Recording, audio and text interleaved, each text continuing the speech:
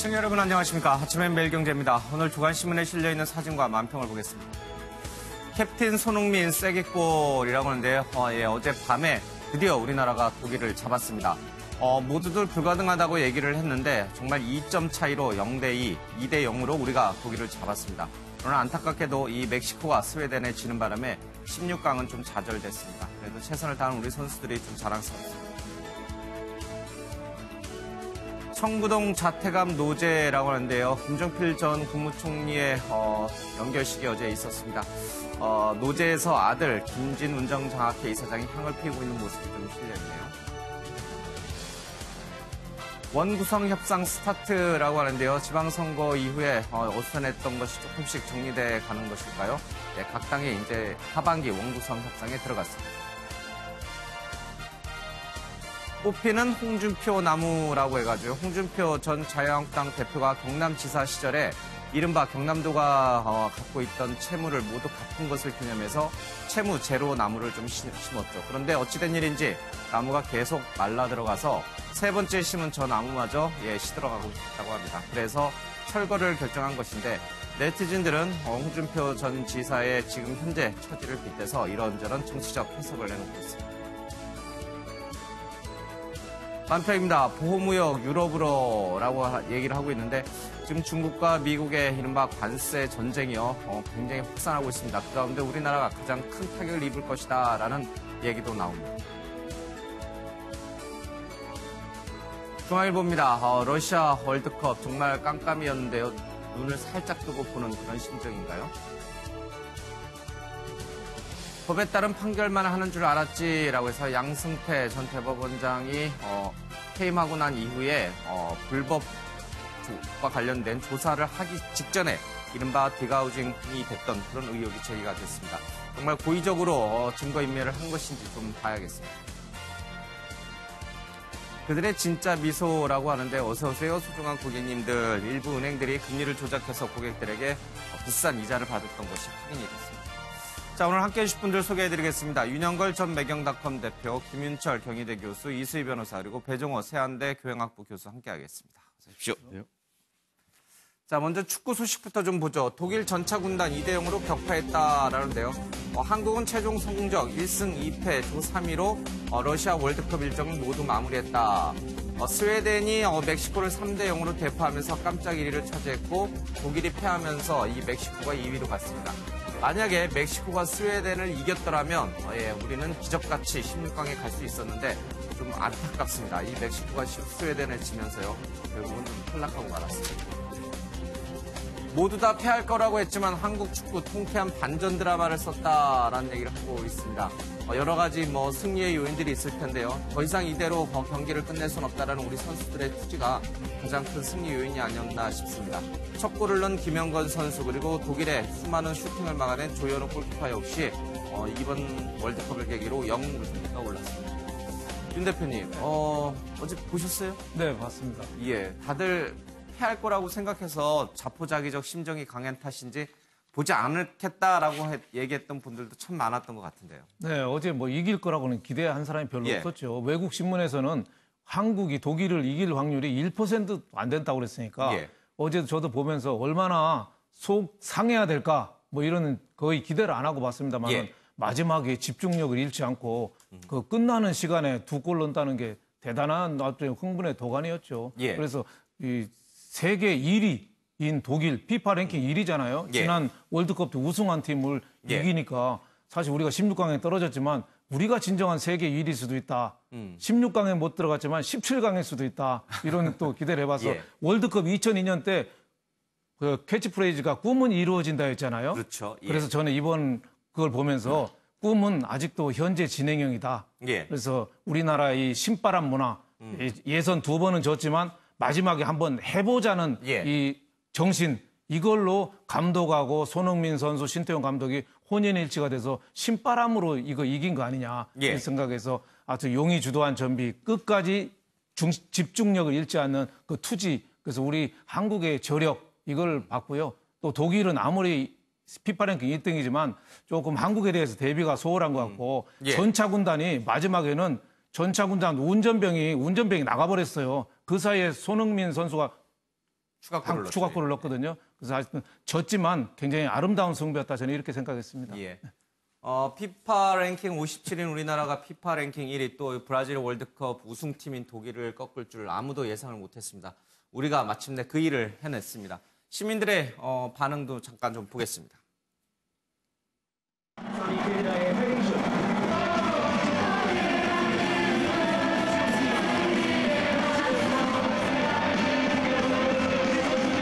너무 기분 좋고 끝날 때까지 끝난 게 아니다. 이 말이 떠올랐습니다.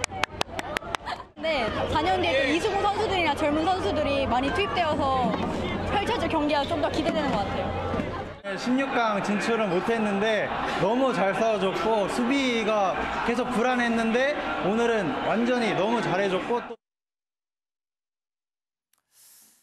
예, 그렇지만 어제 경기로 인해서 우리 한국 축구의 여러 가지 문제점들이 그냥 덮여서는 안 된다는 얘기도 많이 나옵니다. 어떤 한 방송사의 해설가는 우리가 독일전에 승리로 이끌면서 자, 신태용 살아나나요? 뭐 이제 이런 멘트를 하기도 하더라고요. 그러니까 만약 어제 독일까지 패했으면 엄청난 대수술이 아마 이루어졌을 텐데 어제 승리로 인해서 그 전 두 경기의 여러 가지 문제점들이 그냥 덮이는 것 아닌가 이런 우려 또한 있습니다. 그래서는 안 되는 거죠. 예, 그렇습니다. 오히려 지금 독일전 승리 이번 월드컵 예. 경기는 한국 축구가 이제 어느 현실에 있었고 뭘 예. 잘하고 뭘 못하는지들을 고스란히 이제 보여준 대회였다 싶습니다. 그래서 예. 뭐 이제 선수 기용 문제나 뭐 국제 여러 가지 전술 변화나 각 팀에 대한 대응책 예. 이런 부분들도 사실은 이제 지금 현재 한국의 그 상황이나 자기 축구의 색깔 이런 부분에 비추어 가지고 충분히 이제 준비가 되지 않은 여전히 좀 뭐 스웨덴한테는 이기고 독일한테는 비기고 뭐 이런 식으로 예. 굉장히 자의적인 그 전략들을 세우고 나갔던 거 아닌가. 그것이 이제 조별리그 운영에 굉장히 실패로 다가왔던 것 같고요. 그다음에 또 한편으로는 뭐 이제 그 우리 한국 선수들이 이제 좀 경험을 가진 이제 그 많지 않았단 말이죠. 이제 국내 리그들을 중심으로 뛰는 선수들이 다수를 차지했는데 뭐 여전히 계속 나오는 이야기입니다만 국내 리그 발전을 어떻게 시키겠냐라고 하는 이제 그 과제도 지금 또다시 나타난 상황이고 그래서 전반적으로 다 지금 한국 축구의 체질 변화와 관련된 좀 큰 그림들을 그리고 좀 그 가야 되는 거 아닌가 이제 그런 생각이 들죠. 예. 뭐 이수희 변호사님도 축구 좋아하시나요? 보통 이제 여성분들이 아, 좋아하죠. 뭐 요즘에는 여성 남성 차이는 없는데 그러게요. 예. 이제 저희가 개인적으로 징크스가 있어요. 제가 보는 경기가 결과가 안 좋겠어요. 그죠, 그래요. 어제는 제가 안 보고 예. 그 코엑스 앞에서 저렇게 모여 있는데 옆에는 지나가 봤습니다. 근데 제 징크스가 다시 한번 확인된 것 같아서 그런 씁쓸하긴 한데 네, 저는 좀 그런 생각을 해봤어요. 아, 좀 1차전 때 멕시코전에서 좀 저런 모습을 보였으면 맞아요. 어떠나. 예. 근데 또 우리 그 선수들이 보면 엄청 욕을 먹고 그야말로 뭐 그거는 비판이 아니라 거의 욕 수준이죠. 그렇게 하고 나면 팽이처럼 또 그다음에 투지를 가지고 막 뛰고 이런 모습이 좀 아직은 그 기술 축구를 하는 것도 아니고 좀 뭐 그런 면에서는 좀 약간 그 여전히 구태한 모습이 보인다는 생각도 들고 근데 또 한편으로는 어린애들 축구는 클럽형 축구로 해서 좀 선진 시스템을 쫓아가려고 하는데 이것이 이제 고등학교 진출하고 진학하고 대학 진학하는 데서는 여전한 것 같더라고요. 맞아요. 뭐 그런 뭐 이제 체질적인 문제, 근본적인 문제는 좀 다 계속 검토되고 발전해야 될 문제 같습니다. 사실 좀 걱정돼요. 어제 독일을 이겨서 기쁘긴 합니다만은 저것이 우리 실력인지 아니면 정말 운이인지 그 부분에 대해서는 뭐 제가 굳이 얘기하지 않아도 우리 시청자분들도 잘 알고 있을 것 같아요. 그래서 마냥 기뻐할 수만은 없는 그런 현실인 것 같습니다. 4년 뒤에 또다시 우리가 오늘 이 시간에 지금 했던 얘기를 또 반복하는 일이 또 생기지 않을까 좀 걱정스럽긴 합니다. 어쨌든 간에 이제 우리가 32강전에 탈락했지 않습니까? 이제 16강전에 진출하지 못했는데 이번 경기를 통해서 철저하게 좀 반성을 해야 되겠다. 그래서 해설가가 하는 말이 상당히 인상 깊게 다가왔는데 당장 오늘부터 4년 뒤를 준비해야 된다. 이런 말이 좀 공감이 되고요. 이제 문재인 대통령 얘기를 좀 하자면 문재인 대통령이 지난 대선에 당선됐는데 그 전에 18대 대선에서 패배하고 그때부터 바로 복귀에 들어갔다는 거예요. 그래서 다음 대선을 철저하게 복귀하면서 준비해가지고 결국 승리했다는데 우리 축구도 당장 오늘부터 4년 뒤를 좀 준비할 필요가 있다. 그리고 손흥민 선수라는 걸출한 스타가 사라지면 어떻게 할 것인가 라는 부분과 관련해서 역시 후진들을 육성을 해야 되고 그것도 역시 지금부터 준비해야 된다. 좀 이런 말씀을 드리고 싶습니다. 제2, 제3의 박지성이 나와야 되고요. 제2, 제3의 손흥민 선수도 나와야 되고 그러기 위해서는 우리의 기본적인 토양 자체가 달라져야 된다. 시스템 자체가 달라져야 된다는 얘기를 수없이 많은 전문가들이 했습니다. 정말 4년 뒤에는 또 어떤 모습으로 좀 달라져 있을지 저희들이 좀 기대를 하면서 응원을 좀 하겠습니다. 어쨌든 우리 선수들 정말 죽기 살기로 열심히 뛰었는데 그 결실을 맺을 수 있게 돼서 정말 다행이라는 생각이 좀 듭니다. 자, 경제 소식으로 넘어오죠. 세계 무역 3분의 2가 줄 수도 있다. 한국의 큰 타격이다. 폴 크루그먼 제주 포럼에서 뉴욕 전쟁 후폭풍을 경고했다라고 하는데 2008년 노벨 경제학상 수상자인 폴 크루그먼 뉴욕 시립대 교수가 트럼프 미국 대통령이 촉발한 무역 전쟁이 전 세계 교역량의 3분의 1을 줄일 수 있고 특히 무역 의존도가 높은 한국은 큰 타격을 입을 수 있다라는 얘기를 좀 했습니다. 아마 우리 출연자분들에게 드린 원고에는 없을 것 같은데. 윤 대표님. 네. 사실 이 얘기는 우리가 그동안 이렇게 알면서도 짐짓 모른 척하고 지나가고 있었어요. 왜냐하면 우리는 철강이나 여러 가지 유럽에 대한 보복 관세에서 유예 조치를 받았기 때문에요. 트럼프가 우리한테는 그러지 않을 거야라고 하는 잘못된 한미동맹에 근거한 잘못된 생각을 갖고 있었는데 사실 교역량 자체가 큰 타격을 입게 되면은 우리는 뭐 유럽도 그렇고 미국도 그렇고 수출 의존도가 높잖아요. 그렇죠. 우리는 전혀 타격을 받을 수밖에 없어요. 상당히 타격이 예상이 됩니다. 폴 크루그만 교수가 옛날 프린스턴 대학에서 지금 뉴욕 시립대학으로 옮기는데 조금 비관적이긴 해요. 굉장히 위험을 강조하고 공항 온다고 항상 그 비관적인 전망을 하는 교수긴 합니다만은 이 미국하고 중국하고 무역 전쟁이 붙으면은 우리나라가 이제 피해를 볼 수밖에 없는 구조죠. 우리나라 제품이 중국으로 가서 중국에서 또 미국으로 수출하는 이런 제품들이 많거든요. 이런 제품들은 우리나라가 바로 영향을 받고 또 우리나라에서 나가는 또 철강이라든지 반도체라든지 자동차라든지 이런 것도 다 타격을 받으니까 아마 그 미국, 중국 간의 무역 전쟁이 세계 교역량 감소로 이어져서 세계적인 공황을 올 수도 있다. 뭐 이런 위험을 경고하는 건데 상당한 일리가 있고 지금 뭐 97년, 8년에 우리나라 외환위기 왔고 2008년에 리만 브라더스 왔고 지금 10년 만이거든요. 이 트럼프로 촉발된 무역 분쟁이 얼마든지 세계적인 위기로 움직일 수 있다. 지금 달러 강세, 금리 인상 이거하고 맞물려가지고 무역 축소가 되면 상당한 위기 요인이 된다. 그래서 지금 우리도 좀 대비를 많이 좀 서둘러야 될 때가 아닌가 이런 생각이 듭니다. 뭐 오늘 매일경제 만평도 나왔습니다만은 트럼프 대통령의 머리 모양을 한 보호무역이라는 데서요. 미국의 자존심이라고 할 수 있는 할리 데이비슨 오토바이가 이제 뛰어내려서 유럽 쪽으로 가고 있죠. 유럽과 미국 간의 이 보복관세 전쟁으로 인해서 할리 데이비슨이 생산 기지를 유럽 쪽으로 옮기겠다 이런 얘기를 하면서 트럼프 대통령이 폭풍 트윗을 통해서 막 할리 데이비슨을 비난하고 있는데 기업들은 어쩔 수가 없는 거죠. 아마 저런 것들이 큰 영향을 좀 주지 않을까 좀 싶습니다. 자, 청와대 규제혁신회의를 문재인 대통령이 전격 취소했습니다. 답답하다라는 얘기를 했고 내각을 질타했습니다. 당정청 경제계까지 모두 불러서 하는 큰 회의였습니다. 그래서 이런 대형 행사가 바로 직전에 취소되는 것은 굉장히 이례적인 일인데 그만큼 문재인 대통령이 규제혁신, 규제 완화와 관련해서 실망했다라는 얘기가 나오고 있습니다. 각 정부 부처의 긴장감, 내각을 좀 군기잡게 한 것 아닌가라는 해석이 좀 나오고 있습니다. 행사 취소는 이낙연 총리가 먼저 제안을 좀 했습니다. 규제혁신 폭을 더 넓히고 속도감을 높여서 국민 눈높이에 맞추기에 추가적인 내용 보강이 필요하고 핵심 규제 2건에 대한 추가 협의도 필요하다라면서 대통령에게 회의 개최 연기를 건의를 했고요. 대통령도 바로 회의를 연기하라라는 얘기를 좀 했습니다. 조금 다음 기사도 좀 보겠습니다. 규제개혁 다시 보고하라. 청와대 경제팀 교체 이어서 군기잡기에 나섰다라는 얘기를 하고 있는데 여러 가지가 좀 있습니다. 신산업 규제혁신 방안은 이 총리가 사전에 별도 보고를 받았다는 점에서 인터넷 은행과 개인정보보호 규제 완화 방안에 대한 불만이 표출됐다는 분석이 나온다. 이런 얘기도 좀 있습니다. 뭐 여러 가지 얘기가 같이 나오고 있습니다. 군기잡기였다라는 해석도 있고요. 또 러시아 방문 이후에 여러 가지 피로가 누적이 돼서 감기 몸살로 인해서 미룬 것 아닌가라는 얘기도 나옵니다만은 글쎄요. 감기에 걸렸다고 해가지고 당정청 재개까지 고위층들이 모두 모이는 이 큰 행사 시작 몇 시간 전에 취소하는 것은 좀 납득이 안 되고요. 매일경제 기사대로 좀 긴장감이 떨어진 내각에 대해서 군기잡기를 한 것이 아닌가. 이쪽 해석이 좀 더 설득력 있는 것 같아요.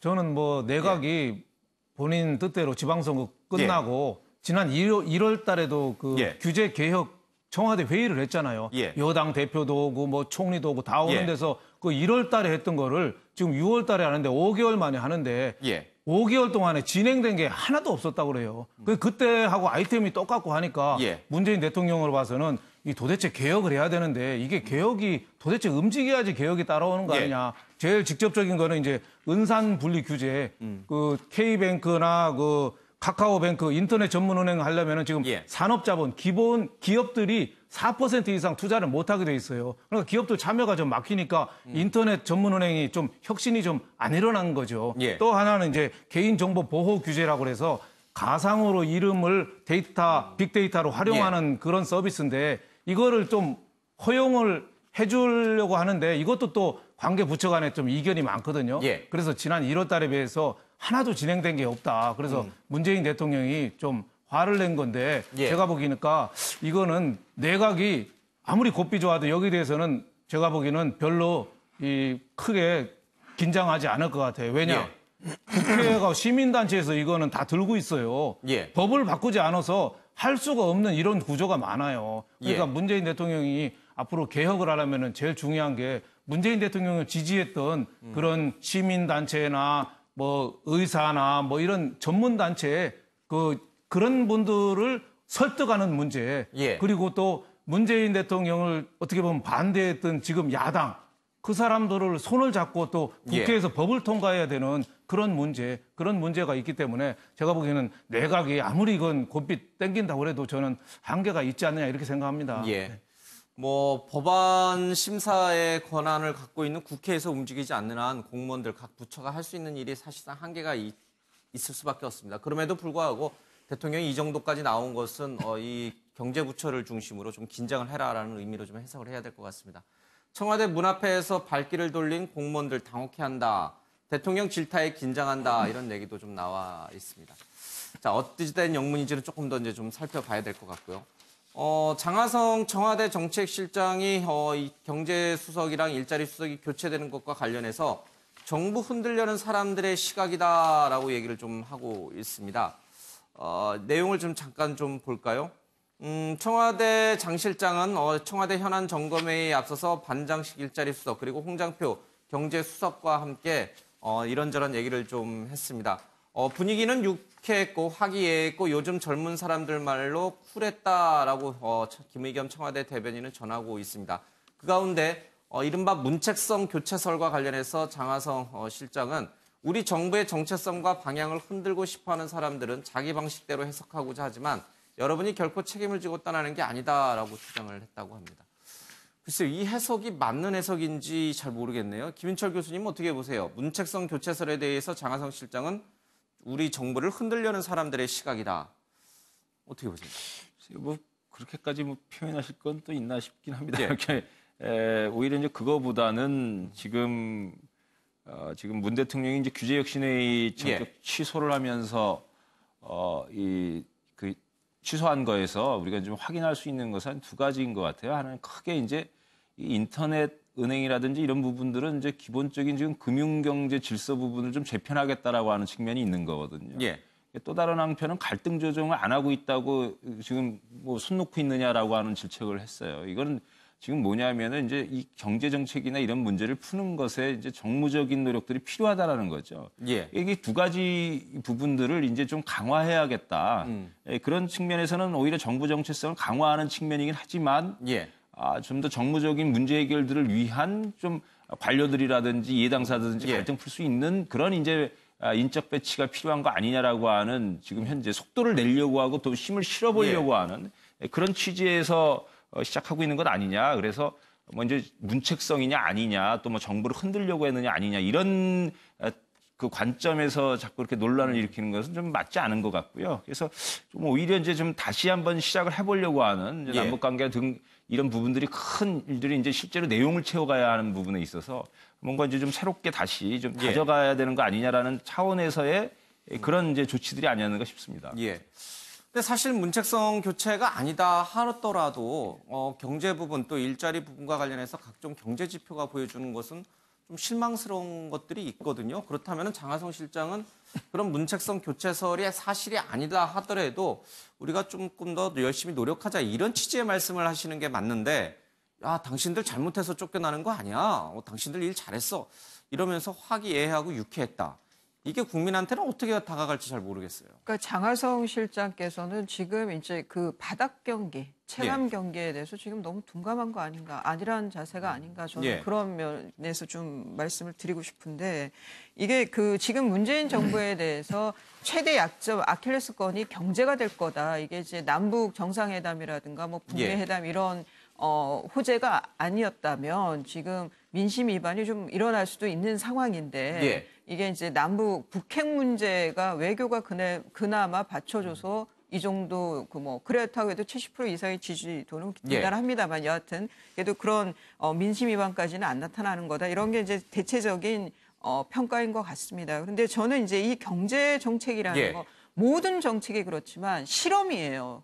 이게 검증이 안 된 거란 말이죠. 예. 그래서 어떤 정책을 실현을 했는데 부작용이 나온다든가 아니면 효과가 없다든가 그러면 예. 저는 즉각 전환하고 변경하는 것이 필요하다는 생각이 드는데 예. 장하성 그 실장의 이거는 이제 뭐 정부를 흔들려는 사람들의 시각이다. 그러면은 너무 본인의 신념에 집착하는 거 아니냐. 뭐 그런 면에서 저는 좀 유연성도 많이 부족하고 그리고 지금 실제 지금 강남 집 갖고 있고 뭐 잘 살고 이런 사람들은 외려 큰 어려움이 없어요. 서민층이 더 어렵단 말이죠. 본인들이 생각하는 것보다 더.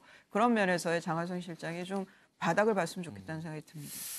잘 모르겠습니다. 공직자는 항상 민심에 귀를 기울여야 되는 것이죠. 박근혜 최순실 국정농단 사태 때도 박근혜 전 대통령이 그랬지 않습니까? 일부 정권을 흔들려는 세력들이 힘을 합쳐서 언론과 함께 그래서 흔들려는 것이다. 그런 시각을 갖고 있었는데 뭐 언론이라든지 사람들은요 잘하는 거는 칭찬도 하겠습니다만 못하는 거에 대해서는 쓴소리를 할 수 있죠. 그것을 정부를 흔들려는 것으로 이해를 하고 있다라고 하면 고위공직자로서 약간 인식에 문제가 있는 것 아닌가라는 생각마저 좀 들게 합니다. 어쨌든 부적절하다는 발언들이 좀 많이 나오네요. 자, 문재인 대통령이 매티스 미 국방장관 접견 등 이번 주 일정을 모두 취소했다. 이번 주에 사실 유네스코 사무총장, 또 매티스 미 국방장관, 또 시도지사 당선인 만찬 여러 가지 중요한 일정들이 있는데 감기 몸살로 인해서 일정을 취소했다라고 얘기를 하고 있습니다. 일각에서는 문 대통령의 건강에 심각한 문제가 생겼다라는 소문이 돌기도 했습니다만은 김의겸 청와대 대변인은 우리가 아는 흔히 일상적인 몸살 감기다라면서 선을 좀 그었습니다. 근데 사실 문재인 대통령이 지난 탄핵 이후에 대통령이 되고 그리고 인수위 없이 전국을 안정시키는 노력을 하는 과정에서 별로 이렇게 쉴 수가 없었어요. 뭐 가끔 이렇게 연차를 써서 쉬기도 했습니다만 그거 갖고는 뭐 되지 않을 정도로 굉장히 많은 일들을 해냈고 또 남북관계, 북미회담 등등 뭐 좀 이제 몸이 피로할 때가 됐죠. 이미 지났죠. 한계 상황이 있었던 거죠, 그동안. 네, 그렇습니다. 이제 문재인 대통령이 좀 오버워크를 하신 거잖아요. 예. 말씀하신 대로 북미 정상회담, 그 전에 또 판문점 정상회담. 예. 사실 이제 한반도 운전자로를 내세워서 예. 남북 문제 그리고 북미 문제를 근본적으로 바꿔놨지 않습니까? 전쟁 대결 국면에서 평화 국면으로. 예. 그래서 본인 이제 실수 없었지 않습니까? 예. 그리고 또 촛불 정권이니까 촛불 민심을 반영해야 되니까 뭐 적폐청산 그리고 개혁 이런 걸 이제 쉴 새 없이 하는 과정에서 역시 이제 무리를 한 것 같고요. 예. 거기다가 최근에 경제 지표가 굉장히 좋지 않으면서 이 부분에 대해서 상당히 고심하고 있는 것으로 보입니다. 그런 점에서 규제개혁혁신위원회를 취소했다는 것은 굉장히 의미가 있지 않겠습니까? 이게 5개월 동안이나 준비했는데 아무것도 준비는 안 한 것은 아니겠지만은 상당 부분 미흡했다. 그리고 지금 장하성 정책실장 그리고 그 둘러싼 이번에 2명의 청와대 경제 관련 소속 교체 관련해서 뭐 경질이냐 아니냐라는 논란이 있지만은 중요한 것은 변화가 필요하다. 그리고 문재인 대통령이 또 그 변화를 선택한 것으로 보이고요. 그래서 그런 점에서 이번에 규제개혁 혁신위를 통해서 혁신 성장이 이루어져야 된다. 소득주도 성장과 혁신 성장은 결국 문재인 정부의 양대 축인데 소득주도 성장이 성공하기 위해서는 혁신 성장이 이루어져야 되고 또 혁신 성장이 이루어지기 위해서는 규제 개혁이 좀 과감하게 이루어져야 된다라는 이제 그런 문재인 대통령의 생각이 나타난 것 같고 또 피로도로 나타난 것 같아서 강요들이 이런 부분을 반영해야 될 것 같습니다. 역대 어느 대통령도 다 마찬가지겠습니다만 대통령이라는 자리가 결코 가벼운 자리가 아니죠. 몸이 피곤하다고 해서 뭐 내 마음대로 쉴 수도 있는 것도 아니고요. 또 굵직한 행사들 또 만나야 될 사람들도 많이 있기 때문에 계속 강행군을 갈 수밖에 없는 처지입니다. 좀 건강 관리를 좀 잘 챙겨야 될 것 같습니다. 아무리 특전사 출신이고 히말라야 트레킹을 갔다 오신 분이지만 그렇다고 해서 건강에 대해서 자신해서는 안 될 것 같습니다.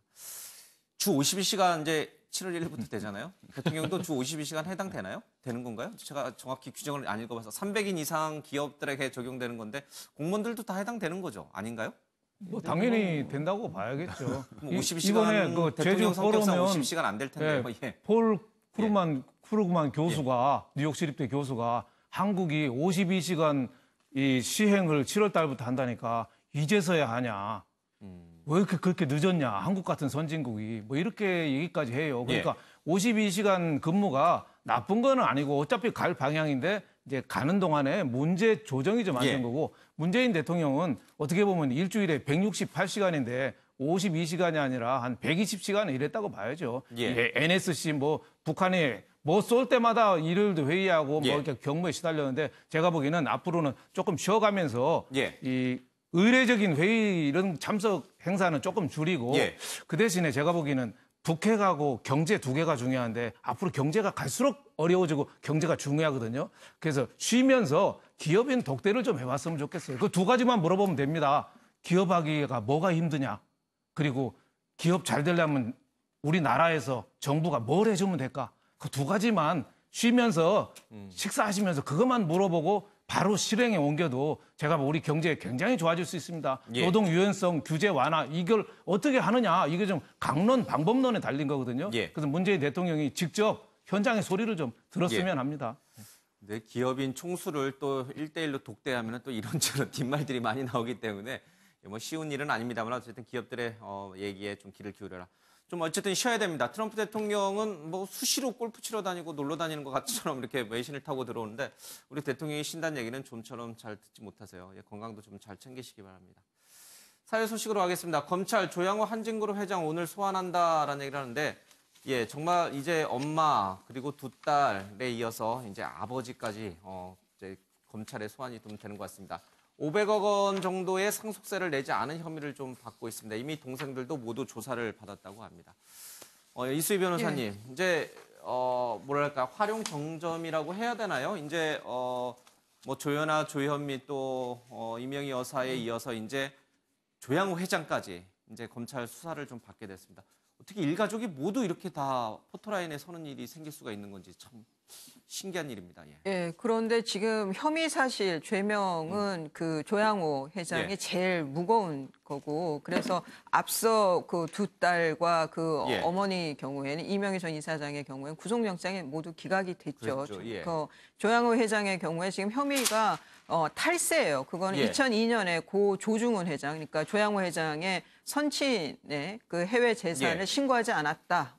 그것 때문에 지금 이제 특가법 대상이 되고 또 하나는 이제 한 200억 상당의 횡령 배임 혐의도 또 받고 있어요. 그 혐의 자체로만 보면은 구속영장이 청구 가능할 가능성이 높아 보이는데 실제 발부가 될 거냐가 또 초미의 관심인 것 같습니다. 그러면 오늘 또 포토라인에 섰을 때 제일 관심은 경영권에서 물러날 생각이 있느냐. 뭐 아들 조현태 사장의 그 거취까지 기자들이 물을 텐데 거기에 대해서 저는 그 조양호 회장께서는 묵묵부답이지 않을까 그런 예상을 하게 됩니다.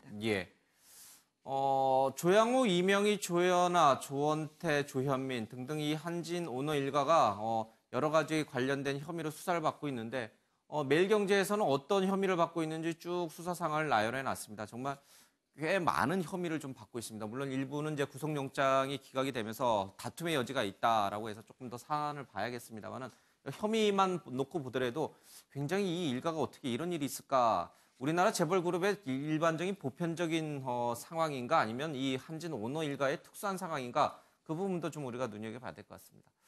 이런 가운데 나오는 얘기가 조현아 전 부사장 땅콩해양 당시에 그리고 이명희 전 이사장이 이른바 피의자들과 합의하는 과정에서 대한항공의 회사 돈이 사용됐다라는 여러 가지 얘기들이 언론을 타고 들어오고 있어요. 이수 변호사님, 만약에 이런 개인의 문제를 해결하기 위해서 합의금이라든지 아니면 변호사 비용으로 회사 돈이 사용됐다라면 그것도 횡령인가요? 예, 횡령이죠. 그게. 그런데 이분들이 한 게 아니라 그 대한항공에서 일하고 있는 실무자들, 뭐 홍보실 상무가 됐든 뭐 대관 담당이 됐든 뭐 이런 분들이 결정한 거면 어떻게 되는 거예요? 그게 이제 자택 수리비 30억 원에 예. 대해서 그 조양호 회장의 자택 수리하는 예. 30억 원이 회사 돈으로 들어갔다는 거 아니에요? 공사비가. 예. 그랬는데 그 혐의에 대해서 조양호 회장은 무죄가 나왔어요. 그러니까 다른 관련자, 회사의 관련자가 실제 이제 그 집행했던 사람이 그 책임을 지게 되는데 법적인 책임을 이것도 마찬가지가 될 수가 있는 거죠. 뭐 직접 지시한 바가 없는데 그 사원이 알아서 뭐 갖다 줬다 회사 돈으로 그런다면 소위 말하는 꼬리 자르기는 되겠지만 그러니까 계속 문제되는 것이 왜 회사를 본인들이 무슨 그러니까 그 대한항공의 지점도 본인들의 개인적인 무슨 뭐 이런 연락소처럼 쓰고 또 비행기조차도 무슨 자가용 쓰듯이 쓰고 뭐 회사 돈을 쌈짓돈 쓰듯이 쓰고 뭐 이런 것들이 결국은 이제 그 여론에 더 질타를 받게 되고 이 정도 되면은 이제 공과사 구별 못하는 이런 그 마인드로 하면 경영권에서도 좀 물러나야 되는 거 아니냐 뭐 이런 얘기까지도 나가는 것 같은데요. 그게 이 사건이 터지고도 계속 반복된다는 게 저는 좀 이해가 안 갑니다. 근데 우리나라 기업인들 가운데 많은 분들이 이제 이 회사는 내 거야라는 개념이 강해요. 그래서 회사 돈을 내 개인적으로 뭐 여행을 간다든지 뭐 골프를 친다든지 아니면 뭘 하는데 많이 써요. 진짜 집 수리하는데도 회사 돈 갖다 쓰고 아직 인식이 좀 많이 안 바뀐 것 같아요. 덜 자본주의화 됐다고 봐야 되는 건가요? 어떻게 보십니까? 뭐 저기 구멍가게 시절 이제 아직도 머물러 있는 거죠. 그러니까 네. 그리고 이제 굉장히 뭐 전에도 말씀드린 바 있습니다만은 이제 사적 재산에 대한 보장, 그러니까 이제 재산 소유의 이제 자유권 뭐 이런. 근데 이제 자본주의의 기본이라고 할 수 있는 이 부분이 사실은 이제 사회적 책임을 수행하는 것에 바탕하고 또 그것을 전제로 해서만 정당화된다라고 하는 것을 이게 이제 우리 재벌 형성사나 이제 그 대기업의 이제 경제 지배권이 워낙 강하다 보니까 그런 부분들이 상당히 이제 간과되어져 온 측면들이 있습니다. 그래서 그런 좀 지금 뭐 10위권 국가 아닙니까? 그럼 이 10위권 국가에 걸맞는 이제 경제 규범이라든지 기업 규범이라든지 이런 부분들을 상당히 정부나 사회적으로 좀 정립할 필요가 있는 상황이고요. 그래서 이게 이제 그 개인 개별 기업에 대한 어떤 처벌이나 뭐 이런 부분들 좀 넘어서서 사실은 현재 그 대기업에 대한 어떤 전반적인 그 운영이나 뭐 사회적 책임의 어떤 수행 정도나 이런 부분들을 좀 점검하는 부분으로 이어져야 된다. 이게 지금 계속 이런 일들이 반복해갖고 일어날 오히려 한국 경제를 어렵게 만드는 경쟁력을 이제 훼손하는 요소들이거든요. 이 부분들을 어떻게 이제 빨리 바꿔낼 것이냐가 상당히 중요한 과제 아닌가 싶습니다. 좀 고질적인 병폐죠. 좀 개선이 됐으면 좋겠습니다.